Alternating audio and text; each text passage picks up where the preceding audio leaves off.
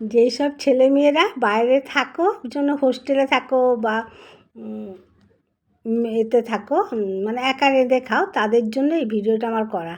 তো আজকে আমি দেখো কি শটে মুরগি মাংস রান্না করছি। তো কড়ার মধ্যে তেজপাতা, শুকনো লঙ্কা, কুচানো পেঁয়াজ আর পেঁয়াজ বাটা, আদা বাটা, রসুন আমি দিইনি, তোমরা পারলে দিও, হলুদ, লবণ, শুকনো লঙ্কার গুঁড়ো সব দিয়ে আমি একটু ভালো করে কষিয়ে নিচ্ছি।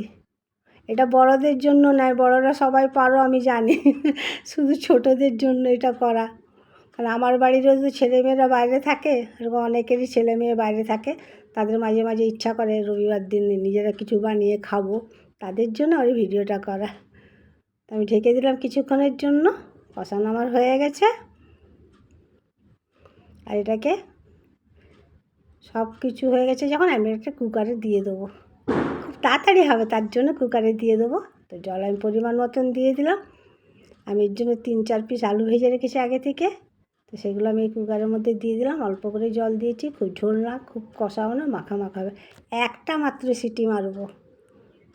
দেখো সিটিটা পড়ে গেছে, আমি খুলে দেখো, মনে হচ্ছে এটা মুরগি মাংস, মনে হচ্ছে খাসি মাংস। আলুগুলো দেখো কি নরম হয়েছে, গোটা গোটা রয়েছে। তো আমি বাটিতে ঢেলে তোমাদেরকে দেখাচ্ছি ভালো করে। দেখো, যদি তোমাদের ভালো লাগে, তোমরা যারা নতুন সংসার করছো বা যারা ছোট বাইরে রয়েছো, তাদের জন্য এটা আমার করা। তোমরা আবার পারলে করে খেও। তোমরা ভালো থেকো, সুস্থ থেকো, টাটা বাই বাই। আজকের মতন যাই, পরে আবার আসছি।